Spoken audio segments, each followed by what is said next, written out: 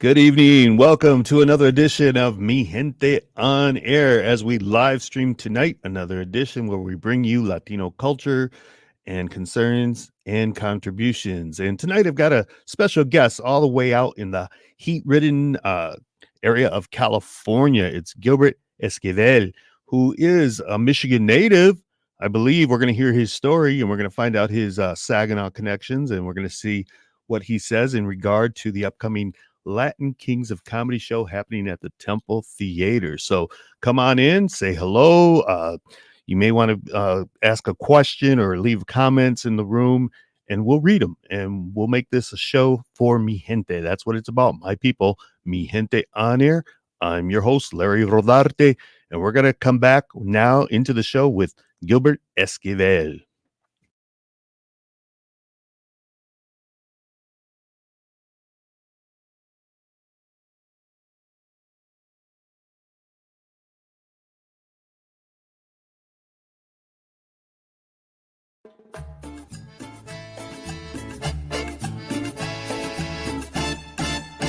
Welcome to Mi Gente on Air on 100.5 and 790 News Radio WSGW and online WSGW.com. Now, here is your host, Larry Rodarte.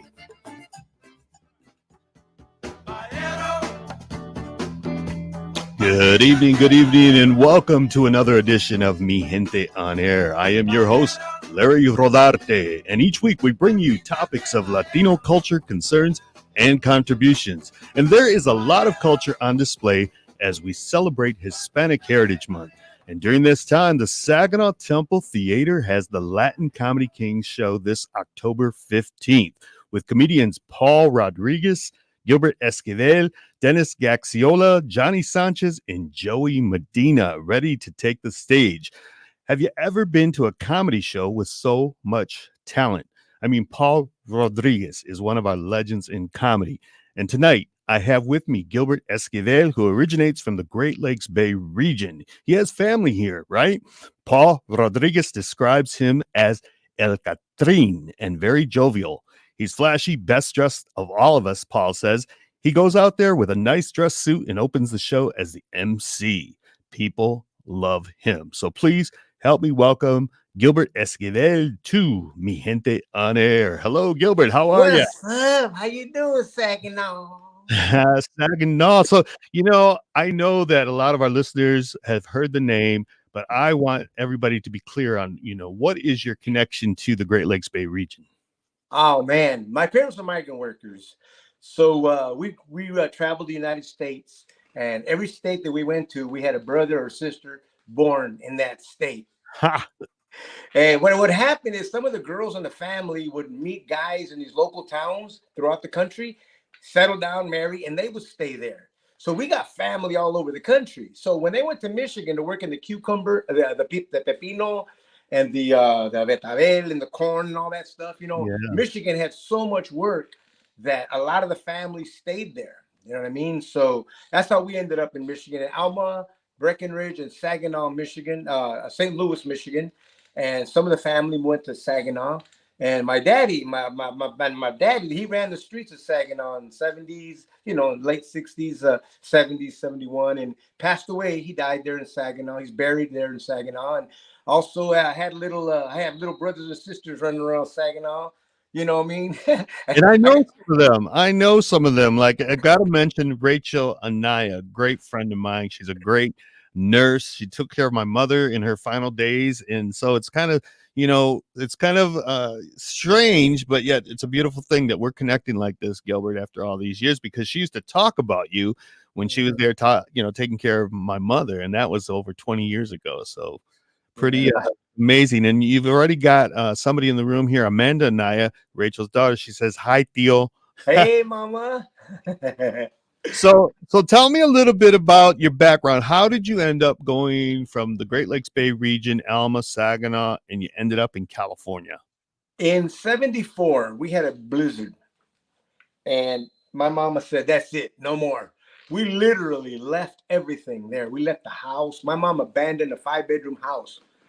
Probably because it wasn't ours. Anyways, but no, she was buying it, right? She was. My mom was buying this beautiful home, the nicest home we ever had, but she could no longer stand the winters. And my brother, he came to California for the summer, and all summer long, he was telling us how beautiful LA is and about the oranges and the people and the sun and the fun. And my mom said, we're gone. So we moved to California, December 1974. And that's how we got to LA. We got to LA Wow, there. that's almost 50 years ago. You've really enjoyed yourself out there. I can see, and I gotta let my listeners know Gilbert is suffering there right now in the heat. That's why he's toweling his forehead. It's super hot. He says it's really muggy out there. What city are you exactly in? I'm in Wilmington. We're right here between Long Beach and San Pedro. We are known as the heart of the harbor. This is where the port of LA is. This is where all the ships come in here. The cars you're driving, all that stuff, your furniture is probably all that. Your microwave oven. If you got a microwave oven, it came through LA, most likely. China, I mean, it's just two of the biggest ports in the world. New York, LA, and I don't know where else, but Well, that's he's got there behind him all that paraphernalia because he kind of has a show that he also puts on over there from California. And I told him, my producer, Jonathan Dent here, I said, I want my studio back here in the Mi Gente on Air to be similar to Gilbert's with the little paraphernalias of our culture. And tell us a little bit about that. Oh, look at all this stuff. Show the audience that sarape there that you have. Check this out. It's a sarape. Sarape. Lions. All right. Go. I'm a Lions fan, bro. That's what I'm a Tigers fan. I'm a Lions fan. Anything Detroit, I'm fan of. You know what I mean? I'm even a fan of the Criminals in Detroit. Whoa. Okay. I'm playing. I'm just joke.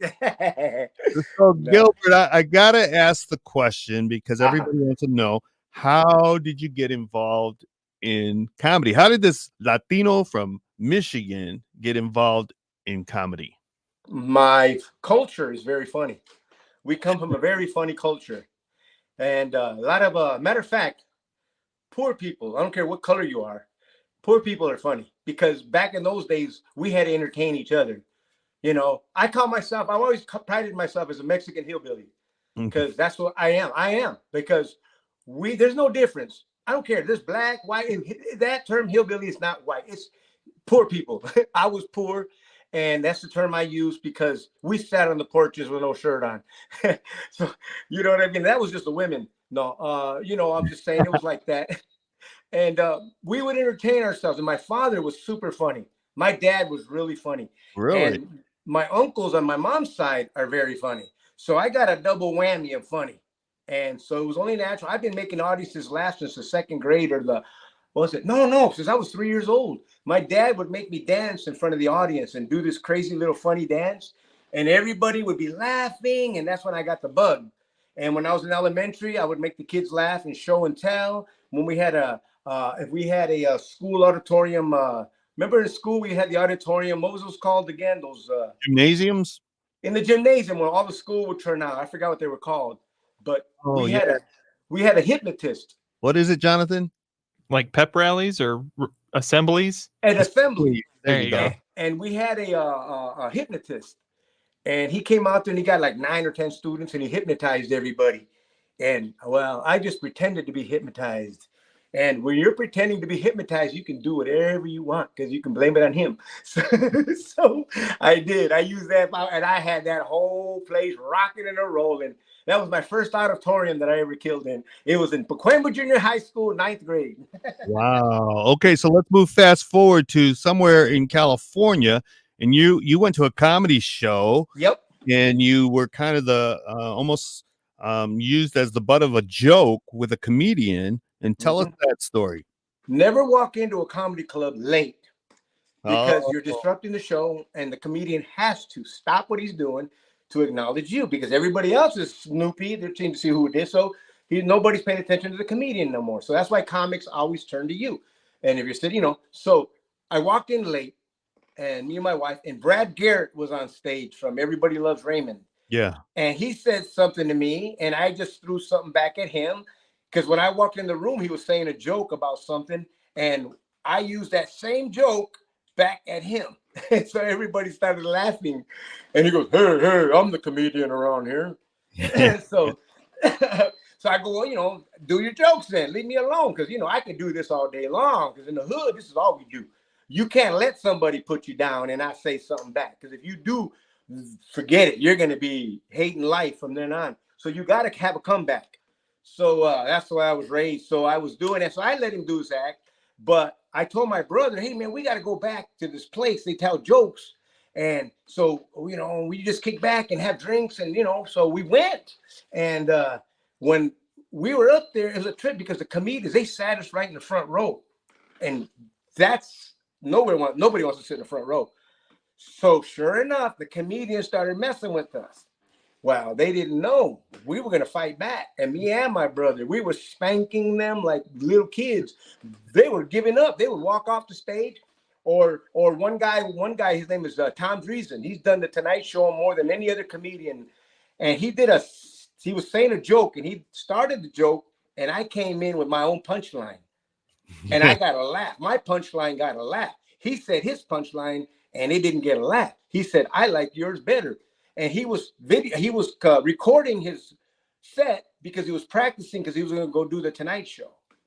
And so they asked, does anybody want to come up and tell a joke? So I said, I do. I jumped up and I went on stage and I told a joke that I had heard another comedian say. I had heard a comedian say this joke. So I said it. And man, these two guys that were sitting in the front row, they weren't laughing at none of the comedians. Not a single laugh, not a single smile. These hardcore, long-haired guys, you know what I mean? Had their feet on the stage, not in one. When I said my joke, this guy spit his beer out of his mouth. So they invited me back to do open mic, and I went back, and they didn't have it. So a few years later, man, this is another story, but I ended up doing it. And this was November of 1991, and I never looked back. I've been doing what I grew up doing for free. Now I'm getting paid for it. Wow, you know, 30-year career already. 31. Yeah, it's over 30 years. Is there a sense of in your background or in your show, in your delivery, is there any sense of Michigan or the Midwest when you're out there in California? In what way do you mean? Like, I mean, is if somebody were to meet Gilbert Esquivel today from Michigan, would they recognize the Michigan kid in them? No. LA is so rich with culture. You I don't care where you're from, you assimilate, and everybody's a part of it because everybody's a part of LA. If you're from Ohio, LA has so many Ohio people here. Michigan, there's so many Michiganders here from all over the world, China, Japan. You know, I've been to Tokyo. I went to go do shows in Japan, and I felt like I was right here by my house in Torrance, where they have Japanese town. It's not even Japanese town. It's just so many Japanese people. You got a whole mall full of Japanese goods and products and stores and restaurants. And I thought I was back in LA when I was in Tokyo. Wow. Yeah. So it's like that. But I'm just saying, Amazing. LA is not. LA is like America. Nobody owns this place. The natives, you don't see them no more. You got to go to Soaring Eagle now if you want to see them. The rest is made up of the entire world. It's the whole. Am I right? The whole world's in this country. So LA is sort of like that. All America's here. It makes its own culture. Everybody from back home makes fun of us. We're bougie and we're little sissies and we're soft, and I don't mind. So tell me about your comedic life. What motivates you? What motivates you to get up and be a comedian every day? You know, I've been doing this, like I said, natural. It's in my genes. You know. But I remember one day when my brother, a few things make me show you the power of laughter. I have seen how powerful humor is. Humor can bring light into the darkest of situations. Yeah. And I've done that. I've done over 60 prisons across the country. And we got into some situations that there was no way out of but through humor. And fortunately, I was the MC, or I was a part of that. And I saw how the humor broke the ice. It broke the tension. It broke everything that was happening. And I've seen it time and time again. And when my brother died, I had an epiphany, something that happened that showed me how how powerful it is when you make somebody laugh who's going through tough times. Even a little break, a little laugh is a break from a painful mental state, is like a fresh drink of water in the desert. And I didn't realize that until that happened to me. My brother's dead. I got to bury him. I have to go do a show today. It was at a church, and it was, yeah, funny at a church, and I had to go be funny. So I was like, oh my God. And then when that happened, it's when I realized my calling. I realized my gift. I realized the power of my gift, which is humor. And now that's what I love doing. I love to make people laugh, especially for people that are hurting, Yes. because that little break, that little few seconds away from your pain means a lot. I know, because I've been there. Yeah, yeah, yeah. And one of the things that you and I talked about earlier was the fact that this whole COVID thing, the pandemic and all. How was that for you during that time? Because I know you probably weren't going on the stage very much during that time, and then you got COVID, right? Yep. Well, I did it real good. I beat it for the first 2 years. Everybody else was getting it, and the first two phases came and went, and fortunately, no, and then but that last one, that what do you call it? That variant one, that last one, that got me. It got me at the end of last year, and I ended up being in the hospital for the first 66 weeks of this year. I almost died. My oxygen was down to 69. I never coughed once, never felt, my temperature was never above 98. I never had a single symptom that I was sick, never had a single pain, no discomfort, nothing. And I'm in this hospital. My oxygen is down to 69. They told me if it was 87, we'll stop what I'm doing and hook up to the oxygen machine. Well, I went down to a 69. Wow. Yeah, that's how bad it was. And I had to still, and ignorant me, not ignorant, but just I was on a mission. I was going to plug this machine in, and I had to get under the bed, behind the bed, plug it into the wall, get back up, get into my bed. That's at 69% oxygen. Wow. I don't know why, but I just said, you know what? For some reason, I can't go into what happened. I can't even explain it, but I look at it as a miracle, because when I lay down on the bed, I turned and I looked at the monitor, and it was 90. My oxygen was back to 90. And I'm like, wow. And I just like, okay. So, but anyways, but the first 2 years, bro, I lost a lot of work. A lot of comedians lost a lot of work. And it was really weird because I kept getting these checks in the mail out of nowhere from things that I did 25 years ago, 10 Yep. years ago, royalty checks and all this thing. And that kept us going through the pandemic, man. So I call it divine intervention. You can call it whatever you want, but I just feel like, I grew up, my mom brought us up to always help people, always take care of people, respect your elders. When you see somebody hungry, you feed them.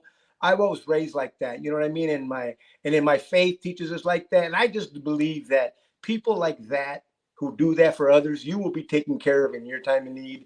And that's what happened to me. So Yeah, yeah. Well, I hope you didn't mind me bringing that up. I know that was our discussion off the air, yeah. but it was such a blessing. I mean, to you, you really to survive that, and you're here today to tell the story, and that's kind of where we are in America. Everybody, we're kind of past the pandemic, but we're still, there's still cases, but that's part of American life now. That's just something. I almost died. Yeah, I yeah, told you I almost died. The doctor told me when I got out of the hospital, 6 weeks, four different hospitals. I'm sorry, 3 different hospitals, 4 times. I went to Cedars-Sinai finally, and I spent 2 weeks there. They were to bring me down from the psychosis that I was under, because they were giving me so many steroids. I got steroid psychosis, and for 2 weeks they had to bring me down. And even after I got out, they give me pills to bring me down from that psychosis. yeah. And the doctor said, if you had not gotten that shot, the one that I didn't want, he said, you would have died in that hospital. That Wow. shot saved your life, he said. And I got the Johnson one. I call it the ghetto one. And I got that one. And I didn't want it, but I got it for my wife and I got it for my daughters, because I said, you know what, I'm doing it for them. And a lot of stuff happened because of it, but it's okay. It was worth it For my family, it was worth it. And I thank God I got it. Well, you're here to tell the story, and it's we're excited that you're going to be coming to Saginaw to the historic Temple Theater, and you're going to be the MC of the Latin Comedy Kings, right? I'm the lucky guy. I get to work with these bunch of guys, bro. I mean, Paul Rodriguez. I grew up. Paul was my hero, man. I met Paul in Las Vegas when I was at the show. Chubby, what's the name? The rocker, the black guy. Chubby Checker? No, the other guy, Johnny B. Good. Johnny B. Good. Who's that guy? The one that did Johnny B. Good? Oh, Come on, music guys. Anyways, Chuck something. Chuck Berry. Chuck Berry. Yeah. I was at a Chuck Berry concert in Las Vegas way back in way long time ago. And I walked out to go to the restroom, and Paul Rodriguez was there at a table at a bar with a bunch of people, like 10 people. And I go, Paul Rodriguez, what's going on? How are you, man? I'm a fan. And he goes, hey, he stood up and he introduced me to everybody at the table. And I never lost. I fell in love with Paul that night. And I always told Paul, you can never do no wrong with me. I don't care how mad I get at Paul. He can never do no wrong. Wow. Yeah. That was one of my questions. I what's it like knowing the genius of Paul Rodriguez? I mean, I call him a genius because when I saw him, I've seen him about 2 or 3 times, and it just flows. It just comes out. It doesn't stop. I'm like, when does he breathe? And it's funny because I was at a concert for him and we came in late. Like you said, never come in late. He stopped the show, made fun of us. There was a whole 10 of us. And it's funny. He put us in our place, but we were drinking a little bit of tequila there, and that's why we were late. So. What's it like to know Paul Rodriguez as a friend? If Paul wrote down everything he said that's funny, he would be surpass everybody. Paul is like me. We don't write. I don't write comedy. I don't write it. Not that I don't need to, but I've been doing it for 31 years just by trusting my heart, trusting my mind, and trusting my funny. And when you got the gift, you don't need to write. It's a bonus, but you don't need to. Paul has the gift.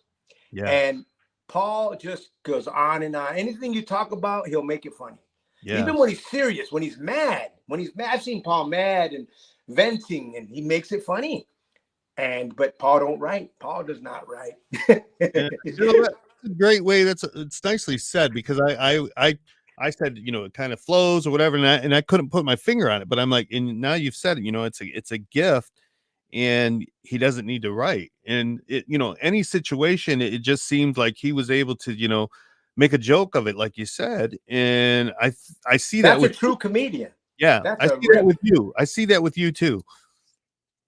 Wouldn't you say? No, I definitely got the gift. I know, and I'm not boasting. I've had this gift since I was a little kid. I've known it, and I don't. For me, not writing, and surviving this business for 31 years, that's a miracle. Because there's been so many people that have come and gone that were bigger than me, had their own TV shows, had tours, comedy tours. They were known. They're gone. They're not even around anymore. They're not even doing comedy no more, or they're passed away, or their career. They're working regular jobs now. Especially the pandemic hit, it wiped out a lot of comedians. And to still be around, you got to have a gift. And if Tracy Morgan's the one that said that. Tracy Morgan, you remember him from Saturday Night Live? Remember when he got in his accident? He got in that bus accident, remember? And he sued for millions of dollars, but he was out of it for a couple of years. And when he got well again, he was going to go back on tour. They asked him, so have you written a new set? He goes, I don't write. He goes, I got the gift. When you got the gift, you don't write. You don't have to write. You can make anything funny. And that's what he did. He went on tour and went up there. You pick your topics. You choose your subjects and your topics that you want to talk about, and you roll with it. And a lot of times when you got the gift, that's your safety net. Your safety net is your material. Right. You got something to fall back on. But meanwhile, you could swing through these and do these magic tricks, through the air with this being free flowing and letting your mind go free, and you're funnier that way. Yeah. And so is that what we're going to see when we see you at the Temple Theater? October? Yeah. Man, I'm gonna be picking on people, bagging on people. That's one thing about me. I got a reputation. They tell people, like, they'll warn people, look, Don't get up if you don't like to get picked on. Don't go to the bathroom, whatever, because this guy will get you. And everybody knows that. Everybody says, "Nah, man." They know when I'm up there not to get up. Some people do it on purpose because they want me to pick on them. They're good sports, you know. Yeah. But Well, I've had people rush the stage before. Oh, wow. Well, I'm going to make sure I'm not in the front row or anywhere near there because I don't want to be picked on. But anyways, we're going to go into commercial right now. We're going to be right back with Gilbert Esquivel and the Latin Comedy Kings.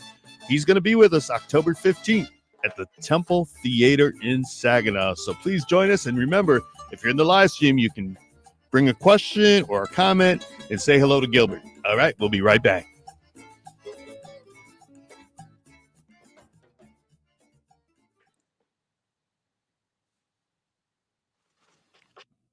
And so we're here in the live stream, and I want to encourage everybody to leave comments. Welcome Gilbert to Mi Gente on Air because he is on with us tonight, and he's all the way out there in California in the heat, and we're here in the rainy Saginaw, Michigan area, which he's familiar with. He knows the area. He's been here. He's performed in Saginaw at the Dow Event Center, and I think he mentioned as well at the Temple Theater at one time.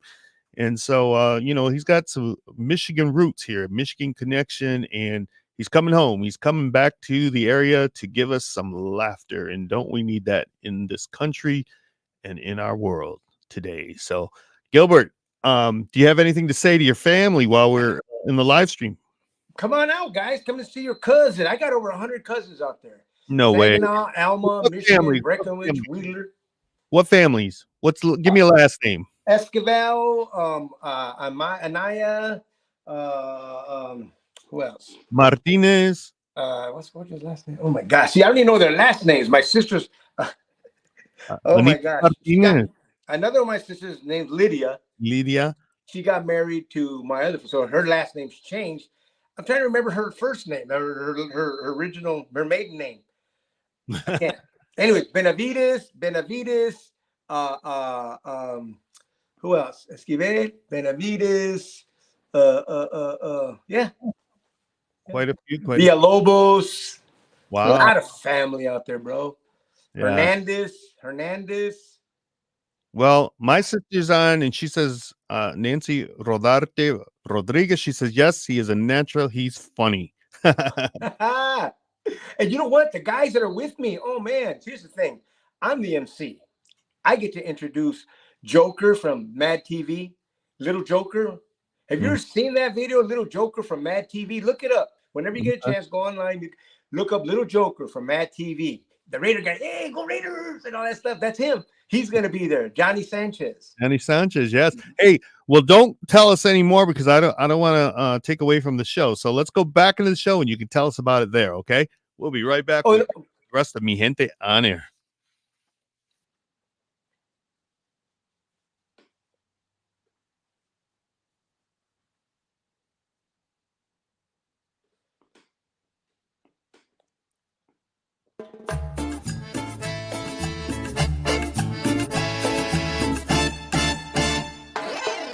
You're listening to Mi Gente on Air on WSGW. Welcome back. I'm Larry Rodarte, and I'm here with Gilbert Esquivel, who is part of the Latin Kings of Comedy, who's coming to the Temple Theater October 15th for Hispanic Heritage Month. So buy your tickets and make sure that you are bringing some guests and some family and friends because it's going to be a great evening of laughter, and we need that so much in our community, don't we? And in the world. So Gilbert Esquivel, tell me, how does it feel for you to be coming back to Michigan for this show? Feels great. Feels really good, especially when you get to perform for family. You know, I got like I said, over 100 cousins out there throughout that whole area. And, if they only got along, forget it. We'd sell it out by ourselves, bro. But we're that typical family, bro. We're that typical family. Everybody fighting with everybody. We're like everybody else. Yeah. No, we that would be nice. Come on, guys. Come on out to the family. All you guys, come on out there. Support this. You're going to love all the comedians. It's going to be a funny show. Tell me about what Paul Rodriguez means when he says El Catrín. He introduced you on my show. He said, yeah, he's El Catrín. And I want to know more about that. Have you ever played the Spanish Loteria, the Mexican Yeah, Loteria game? yeah. Oh The yeah, Catrín. He's a yeah. very fancy dressed guy. You know, he's got his glass eye, and he's got that eyeglass. That one. He's got his long Cigarillo cigarette, and he's all cool. Yeah. The dandy. The dandy. There you go. A dandy. He's a dandy. All For right. those who don't know what a dandy is, they're all slick, dress up. And my daddy was a dandy. My daddy hung out with, black guys in Saginaw, and he dressed with them. And black people like to dress up and real sharp, and daddy was like that. And I got that from daddy. And I like to dress sharp. And they make fun of me sometimes. You know what I mean? The guys, they tease me. Paul always teases me. But you know what? Your dad must have shopped at Wade's in downtown Saginaw, because that was the dress shop that I remember. Really? Wade's, yeah. Anybody who is probably over the age of 50 is going to remember Wade's in downtown Saginaw. And you'll remember his friends, Josie and Louie. He was their buddies. My dad lived with them. Wow, really? Josie Flores and Louis Flores. Yes, sir. Late Josie and Louis. We lost them just in the last year or so. But what a great couple that has made such an impact. Louis with bringing the dances, and he brought Selena to Saginaw. I went to a couple of them. Wow. I went to the records. Remember the record store they used to have? Yes, Texas Latin Records. Wow, I went there, bro. Saginaw. Yes, sir. Yeah. Oh man, I drove all over Genesee, all over that, back in the hood. I was driving the hood. My family, they lived in the hood, right there in the hood. What about Fifth and Lapeer? Lapeer already scares me. That already, for some reason, why? I saw the street. I remember Lapeer, and man, but there was these. I'm talking about where every other house was burnt. That's where I was, bro. Wow. So, do you remember Vargas Tortillas, Senor Vargas, and the corn tortilla makers? Oh, is it right there that they serve the Mexican food? They do the menudo and all that stuff right there. It's like, well, they have there by going toward Carlston or something like that. No, that one's Maria Lena's. Yes. Yeah, I know that place. Okay. But people don't realize, bro, Saginaw has a lot of beautiful homes and beautiful parts of Saginaw that I fell in love with. Saginaw's nice, bro, but they don't show that part. Yeah, we always get a lot of knocks, but you know what? Saginaw's got a lot going on. We have a lot of cultural aspects that are just beautiful to the area. And Jonathan Dent, my producer here, he just told me last week on my show, he said, you know what? There's always something going on. We're busy, because we're trying to cover different events for WSGW, Mi Gente on Air, and we've got a lot of cultural things happening in Saginaw. So don't let nobody knock Saginaw ever, right? No, there's another comedian from Saginaw, very funny. Ooh. And I want to get him to go back there with me and do a black and brown kind of a show, you know what I mean? For the black community, the Latino community together. And I've always wanted to do that because I know Saginaw that's the makeup of Saginaw. You got white as well, but I'm just saying that I always want to do that black and brown thing, because in LA, there's a big issue with that. Racism in LA between that. So I'm always trying to do what I can do to bring those two communities together. Because like I said, my daddy, that's all he hung out with. And when we moved to LA, that's where we lived. So I would love to see that, I know what works and I know what doesn't work. And there's a guy named Scruncho. Scruncho's from Saginaw. And Scruncho's really funny, and I always wanted to go back there with Scruncho, a few other comedians, and just do one of those unity shows. You know what I mean? Wow. So, do you know who is from Saginaw? Like other people famous? I just want to know. Stevie Wonder, yes, the great Stevie Wonder. Scruncho? Me? No. No, I'm claiming Saginaw now. Look at me. No. Well, my daddy's buried there, so when I hear Saginaw, it's my family's there. So I lived in Alma, St. Louis. Alma, that's where I lived. Far. Well, she was on the cover of Time magazine last month. Think about it. Who? Great tennis player. Not Serena. Williams. Yeah, she's from Saginaw. Serena? Yes. Williams? Yes. You gotta be kidding me. So I didn't know that. I do a joke about them. Oh, do you? Now I'm gonna have to throw Saginaw in there. Now I know why they're like, all right. That's hilarious. So, well, you know, I am really thrilled that you're on the show today, and I want to ask you, what does the Saginaw audience have to look forward to with a night of 5 comedians that are Latino? 5 different types of comedy. Every comedian has his own style. Johnny talks about growing up Mexican and not knowing English and getting picked on for not knowing Spanish. I'm sorry, just because he didn't speak Spanish, he talks. It's funny and other little things that he talks about. Then you got Dennis Gaxiola, who talks about. Do you know Dennis Gaxiola has over 150 million views on Wow. his stand-up comedy? He did a stand-up comedy thing for Dry Bar Comedy. His video is the #1 watched video in from all the comedians. Over 150 million views. They love that video too. He's He's pretty gonna be there. humble because he's never mentioned that to me, and I've Yeah, talked. yeah. He's not going. But I'm telling you, Dennis has performed. He was on Comic View, probably. He probably did Comic View 8 times.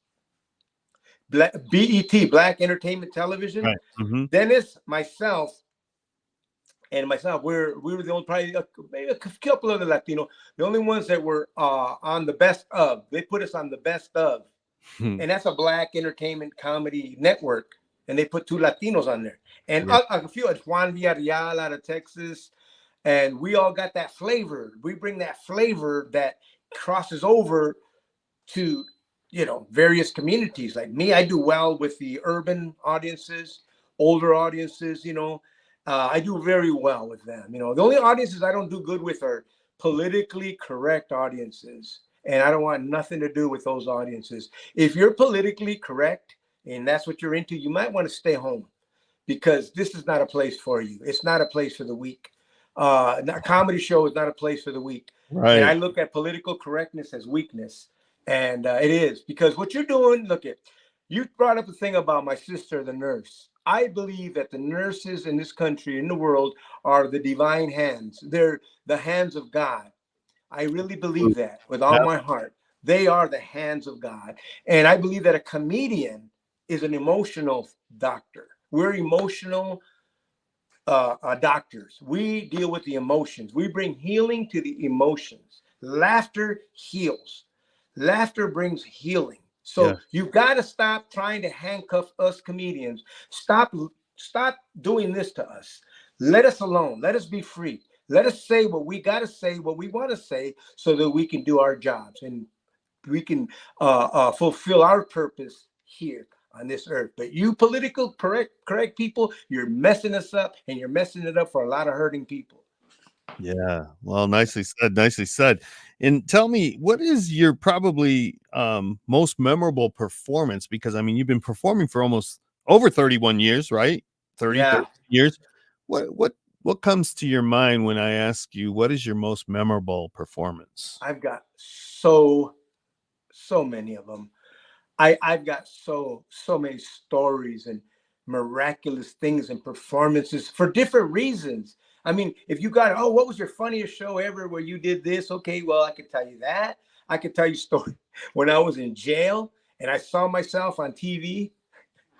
That was the best performance ever, because I was in jail for a weekend years ago. I got a DUI. I'm not ashamed of that. It was for lawyers. I did a show for lawyers and judges. I ended up driving across the parking lot to look for something to eat. I couldn't find it, so I ended up looking for it, and I got pulled over. I went to jail. I made a joke out of it. Okay, so oh man, I forgot what I was going with. What was so anyways, I was in jail for the weekend, and they were showing this show that I recorded, a TV show, right, that I was on. I did stand-up comedy, and I'm sitting there with 60 guys. And before, when I got there, they were guys, those guys in jail check you out. They're like studying you and seeing what they can, that's what they do. They study you, see what they can get away with. And if you're that type of guy, if you're weak, I saw them doing that, right? So anyways, here it is, Saturday night, right? And I'm sitting in the back of the room, just like about 60 guys doing their thing. And then the TV at 7:30, all of a sudden, everything stops. And there's one guy, he was the shot caller, the main guy. He goes over and turns the TV to a channel, and the show that I'm on is coming on. And I told the guy next to me, I go, hey, man, I'm going to be on TV right now. And he's like, oh, yeah, all right. And he goes to the, hey, he said it's going to be on TV right now. They all start laughing.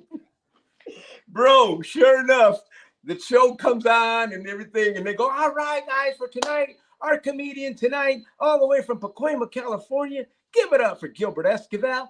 And I come on there with this purple suit, bro. I had a purple suit on, white tennis shoes, a bright tie. I'm out there talking about, what's up? You know what I mean? And the whole place, the whole jail went like this. They were like, bro, after that, I was the shot caller around there. Oh, shit. Oh. It was an incredible, impeccable timing, bro. I had friends galore after that. Wow, that's quite a story. I can Who just says crime don't pay? Well, you know, it's really something to laugh here, and it feels good. Sometimes, you know, we don't have just shows where we are laughing or whatever, but my producer Jonathan Dent is over here laughing at you as well. Oh, yeah. He's making me laugh. So, Jonathan, what do you feel? What do you got to say? Well, I love the art of storytelling. And when you said something earlier, Gilbert, I come from a funny culture, is what you said. And I think that something about the Hispanic culture is there are some amazing storytellers. And I was just curious, how much does that factor into your comedy and other comedians that come from the Hispanic community? We grow up with it. Our storytelling is part of our culture. When we're little, they tell us stories to scare us straight. They tell us stories to get you to believe. They get you story, to believe in something, whatever they're into. You got different religions in our community. So whatever their religion is, they got their little ways of tricking you into it. If you don't go to church today, you're gonna turn into a frog. Ribbit, you know what I mean? So little things like that, right? And there's a thing about our culture: a lot of nicknaming, a lot of teasing, a lot of nicknaming, but a lot of storytelling. Songs. Look at the songs that we write. They're all corridos, stories. They're stories in a rhythmic, and they're doing stories about these narco guys. You know what I mean? So yeah, it's part of our culture, storytelling. Yeah. Well, I have a few people also in the room, and Alex Ornales, he says, who would you like to collaborate with? With Alex Ornales. I would like to collaborate with you, Alex. No. I would love to collaborate, honestly, with my wife. My wife is funny, dude. My wife is so funny. That's how, I've been married 35 years. And my wife and I have been laughing since the night we hung out, from day one. And we still laugh. And she's so funny. And she's funnier than I am. But she's very reserved, she's not in, but she says stuff and I use her jokes. Oh, really? Yeah.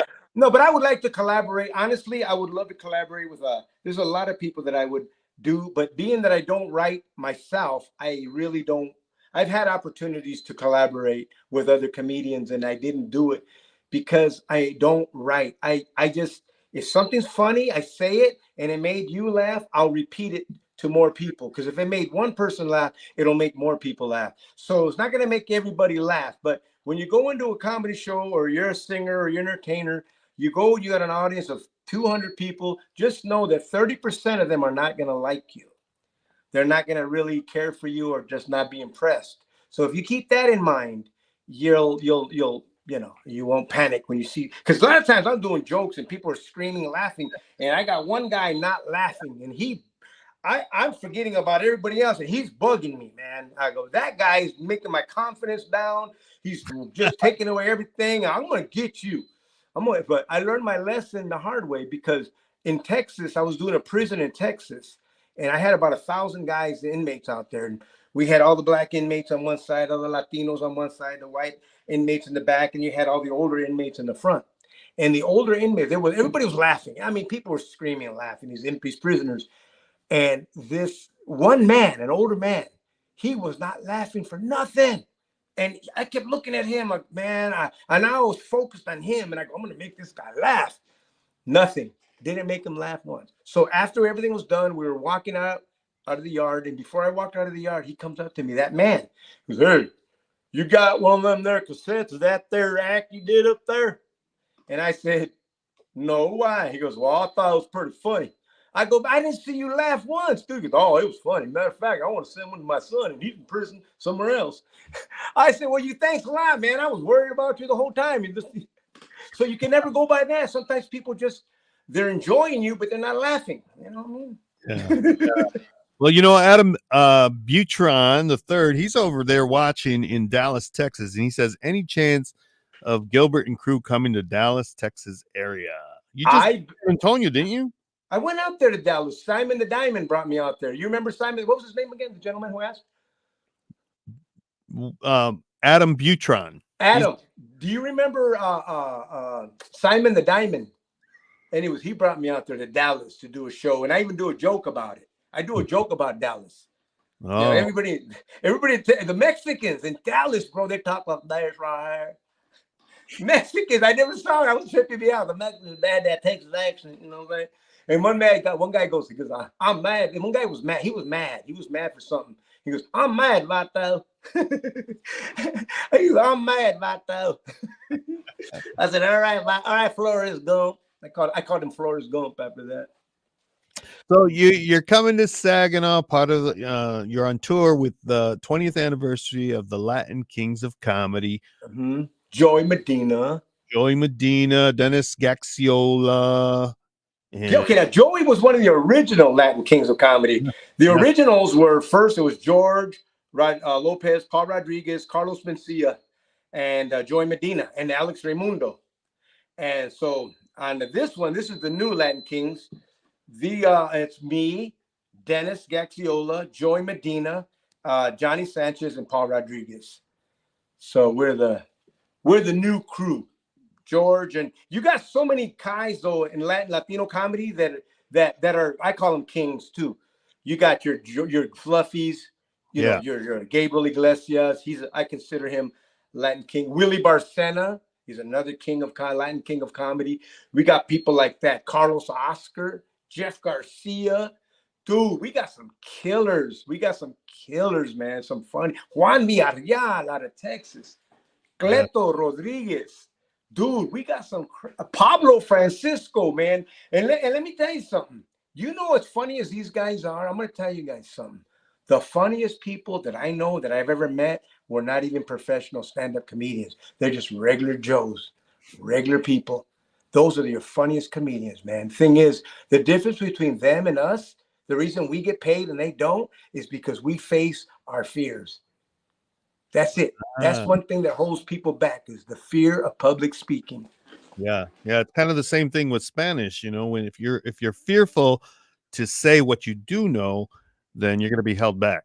And that's what I've learned is that, if you're willing to speak the Spanish that you do know, you're going to learn from that. And, you know more than you think. Yeah. So, practice. That's all. I knew this guy. Check this out. Do I got time for a quick story? Sure. Go ahead.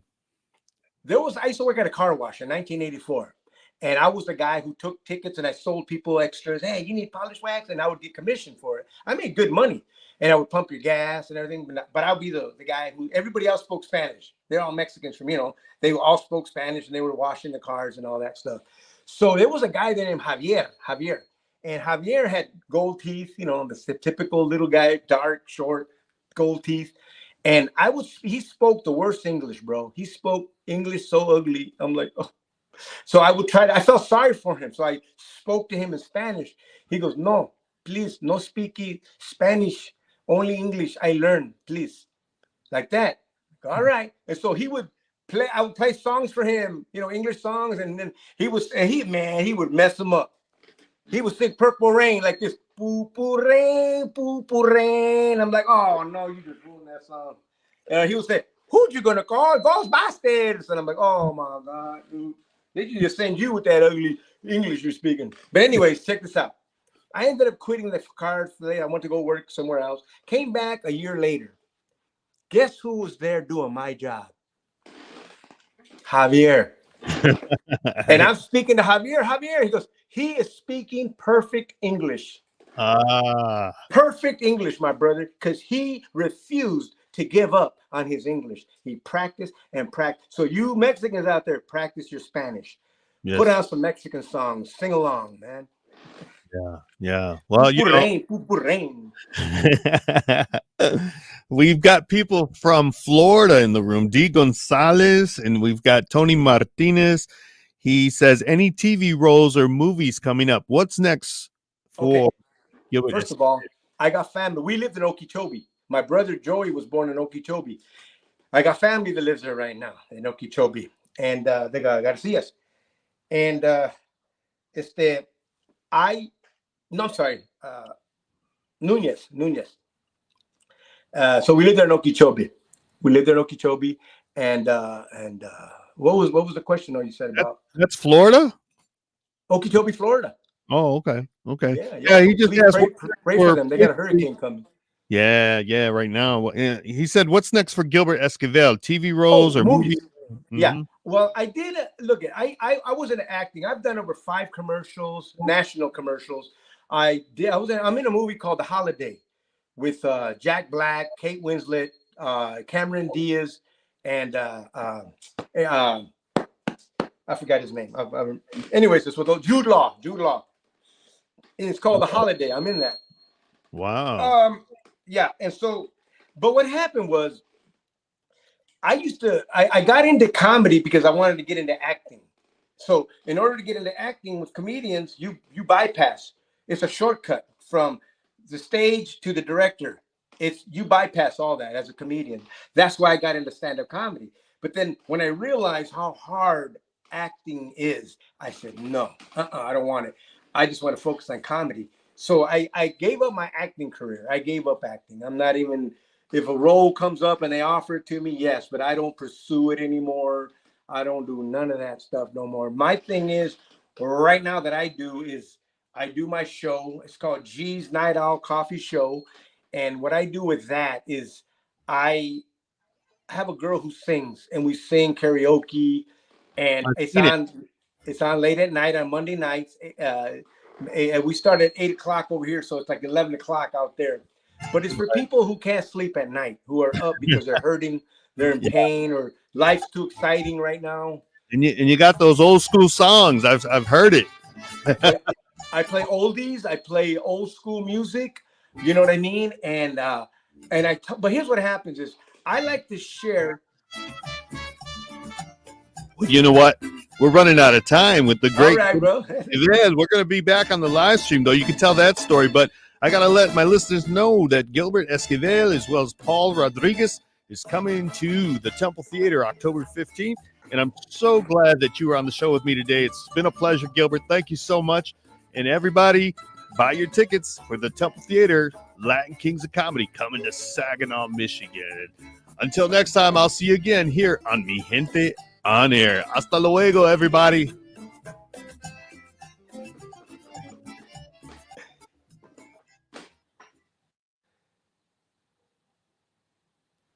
Well, welcome back.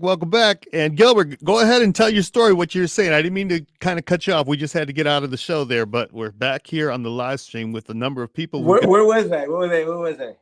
Oh, I don't even know at this point. You had your show. The show that you do at night with the girl. Oh, yeah. No, so what it is and then I go, you know what? I was talking to my friend Emilio. He's the Mayans, you know, the Mayans guy, the main guy in the Mayans. I forgot what his name is anyway, he was also in Sons of Anarchy.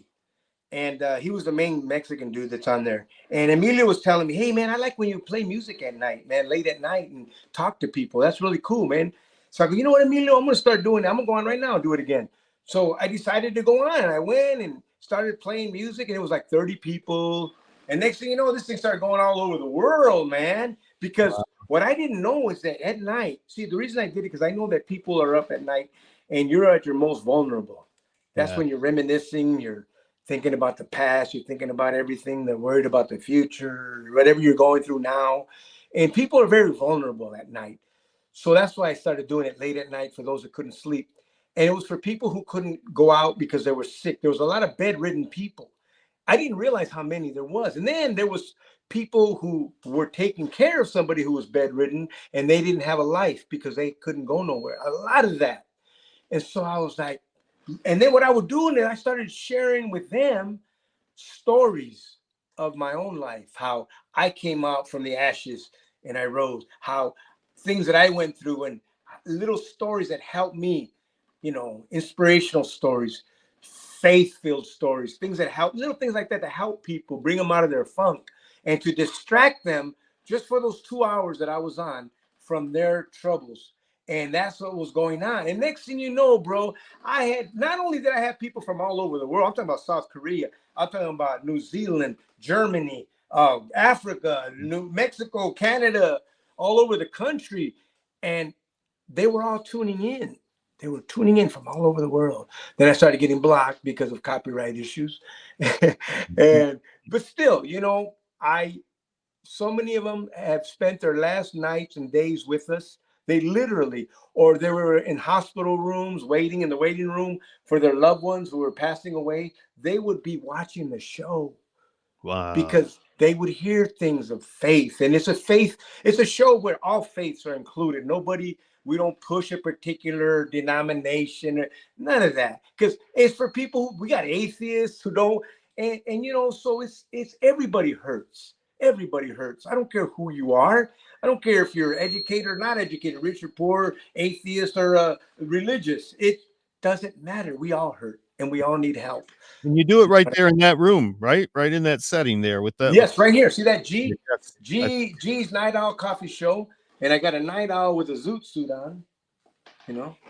Yeah. Jonathan, can you play that song by War Bolero? We opened it up in the program tonight, but this is one of the songs that was requested by Gilbert Esquivel, and we lost him. There you are. I want to show you something. Oh, you're gonna do a dance. Show you Oh, there you go. You're Catherine. El Catherine. So this is my little. Just give you guys a close up. My little sword here and my little owls. You see all the owls and the, little boxing gloves and people. All these are gifts from people all over the world. This came from England. That came from England. This one came from Florida. Yolanda Edmonds. She said, these all came from all over the country, all over the world, brother. This one came from a guy doing 40-something years in prison. He did that. Wow. This is from Michigan. This is from Michigan. That's right. from Michigan. Yes. So anyways, just giving you a quick little, Who sent you that lion sarape? Who got that for me? I can't remember, but look at my shirt. Look at that. Look at my Dodger shirt. All right. Yeah. We have the Great Lakes Loons that is affiliated with the Dodgers. So oh really? Yeah, that's the minor league team here in the Midland area. And really? You didn't know that? Yeah. And so we get a lot, and you mentioned picantes. What did you say earlier? The pickles? Oh, pepinos. Pepinos, yeah. Cucumbers? Yeah, they had Latin night over there in Midland with the Latin loons, and it was picante pequeños. Los pepinillos picantes. Oh man, I just been shamed by the white boy. Way to go, bro. And he loves elotes. He loves elotes from the King, and he loves what we make at the Unión Cívica Mexicana, the patitos. I was gonna say papitos. See, my mind's all over the place right now. Gilbert's got me all excited here. So it's really nice to have you here laughing. I've got a cousin, David Guevara, who's out in San Diego. He says, "Are you coming to San Diego?" Yeah, I do. I go to San Diego a lot. I just did San Diego. Matter of fact, we just did Temecula. We did Temecula, the ballpark. They had the Padres, their baseball minor league team right there in Temecula. We just did a show there with the Latin Kings of Comedy. Wow. Yeah. So well, thank you so much. Thank you for being with me tonight. We have to wrap it up here, although we can go on for hours. And thank you to Jonathan Dent, my producer, who is working this show for me. And he made me laugh just by laughing at you. So you're doing your job. You're doing your job. But thank you again, Gilbert Esquivel, everybody, from the Latin Comedies of Kings, and he's going to be here October 15th in Saginaw's Temple Theater. Coming home. All right. Thanks so much, Gilbert. We'll see you again. We'll see you soon. Take care. Take care, brother.